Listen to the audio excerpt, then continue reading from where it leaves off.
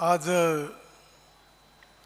दादांना श्रद्धांजली अर्पण करण्याची वेळ येईल असं स्वप्नात देखील कधी वाटलं नव्हतं.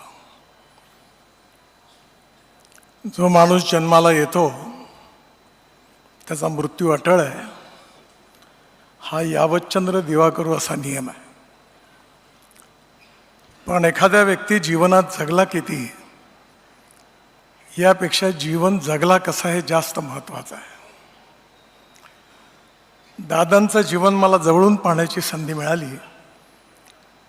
ते सगळ्यात पहिल्यांदा जेव्हा आमदार झाले आणि त्यानंतर ऊर्जा राज्यमंत्री झाले तेव्हापासून त्यावेळी महाराष्ट्राच्या विधानमंडळामध्ये मी होतो आणि त्यांची आणि माझी अतिशय घनिष्ठ मैत्री झाली. ती मैत्री नंतर राजकारणाच्या पलीकडे होती. नियमितपणे दिल्लीला जेव्हा दादा यायचे नेहमी माझ्या घरी यायचे.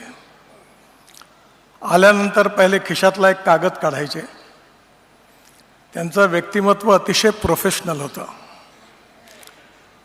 ॲडमिनिस्ट्रेटिव्ह ॲबिलिटी जशी होती तशी डिसिजन मेकिंग कॅपॅसिटी पण होती, विकासाची दृष्टी पण होती आणि कठोर निर्णय घेण्याची हिंमत पण होती.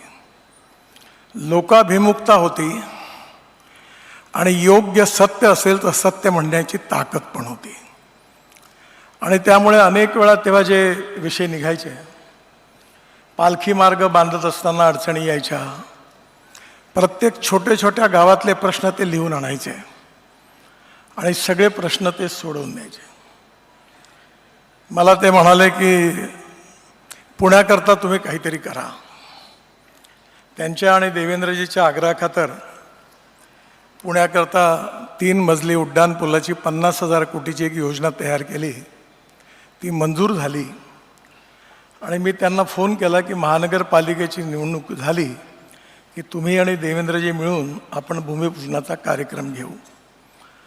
तो त्यांचा माझा शेवटचा फोन होता. खरं म्हणजे त्यांचा अकाली जाणं हा सगळ्यांवरच फार मोठा आघात आहे, पण महाराष्ट्रावर देखील आघात आहे. निर्णय घेणारा, विकासाची दृष्टी ठेवणारा आणि निर्णयाकरता हिमतीने त्याची किंमत चुकवण्याची हिंमत दाखवणारा नेता होता. नाही तर नुसतं गोडगोड बोलून काही प्रश्न सुटत नाहीत. एखादी गोष्ट जनतेच्या हिताची असेल तर ती झाली पाहिजे याचा आग्रह, ती मला मान्य नाही, हे होणार नाही, हे स्पष्टपणे सांगण्याची त्यांची हिंमत होती. हे मी त्यांना सभागृहातही बघितलं. आणि 2009 नंतर मग मी दिल्लीत गेल्यानंतर माझं मुंबईत येणं जवळपास कमी झालं. पण सातत्याने दादा दिल्लीमध्ये येतील त्यावेळी त्यांची भेट व्हायची आणि कागद काढून त्यांचा अजेंडा पूर्ण झाल्यावर मनसोक्त गप्पा व्हायच्या आणि त्या सगळ्या राजकारणापलीकडच्या होत्या. त्यांच्या आयुष्यातले, माझ्या आयुष्यातले अनेक असे प्रसंग आहेत, चर्चा करता येण्यासारखी नाही आहे, पण त्याची हमखास चर्चा पण व्हायची.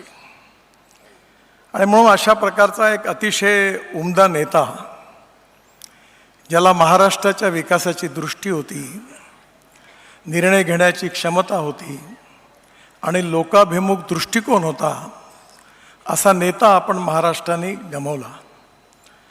त्यांच्या व्यक्तिमत्वामध्ये ओनरशिप होती. वसंतदादा शुगर इन्स्टिट्यूटची पवारसाहेबांना मी विनंती केली की विदर्भात आपण शाखा उघडा. त्यांना जागा मिळाली, त्याचं काम सुरू झालं आणि एक दिवस सकाळी 5 वाजताच्या विमानाने अजितदादा नागपूरला आले आणि स्वतः ते त्या ठिकाणी जागा पाहायला गेले आणि वापस येताना माझ्या घरी आले. मी त्यांना म्हटलं तुम्ही आज नागपुरात कशा करता आले? तर ते म्हणाले मी केवळ या वसंतदादा शुगर इन्स्टिट्यूटची जागा कशी आहे, त्याचं काम कसं होणार ते बघण्याकरता आलो. मी म्हटलं तुमची ओनरशिप एखाद्या कामाबद्दलची खरंच शिकण्यासारखी आहे की त्या कामाकरता त्यांनी वेळ काढला, तेवढ्याकरता ते आले. गमतीने मी त्यांना म्हटलं की राजकारणात बोटांनी मलम लावणाऱ्या नेत्यांची काही कमी नाही आहे, पण तुम्ही ओनरशिप घेऊन काम करता हे तुमच्याकरता महत्त्वाची गोष्ट आहे. आणि म्हणून राजकारणापलीकडचा एक मित्र, विकासाची दृष्टी ठेवणारा आणि महाराष्ट्राकरता, महाराष्ट्रातल्या ग्रामीण जनतेकरता, शेतकऱ्यांकरता, विशेषतः ऊस उत्पादक शेतकरी असतील त्याच्याबरोबर त्यांनी इतरही शेतकऱ्यांची दुःख, त्याची संवेदनशीलता त्यांच्या मनामध्ये होती. अशा एका अतिशय उमद्या नेत्यांना आपण गमावलेलं आहे. एकंदरीत पवार परिवारावर तर आघात आहेच, पण महाराष्ट्रावरही खूप मोठा आघात आहे. आणि माझ्यासारख्याकरता विशेष रूपाने एक अतिशय उत्तम व्यक्तिगत मित्र राजकारणापलीकडचा गमावला आहे. त्याचंही खूप दुःख आहे आणि हे दुःख खूप मोठं आहे. पण शेवटी मृत्यू अटळ असल्यामुळे आज ते जरी आपल्यात नसले तरी त्यांचे विचार, त्यांचे निर्णय, त्यांची व्हिजन, त्यांचा दृष्टिकोन आपल्यामध्ये आहे. तो घेऊन आपण ती कामं जर पूर्ण केली तर नक्कीच त्यांच्या आत्म्याला शांती मिळेल. मी पवार परिवाराला हे दुःख सहन करण्याची शक्ती परमेश्वराने द्यावी अशी ईश्वरचरणी प्रार्थना करतो. दादांना श्रद्धांजली वाहतो आणि माझं बोलणं संपवतो. धन्यवाद. यानंतर राज्याचे माननीय मुख्यमंत्री देवेंद्र फडणवीस. देवेंद्रजींनी एक महत्त्वाचं वाक्य त्यावेळेस महत्त्वाची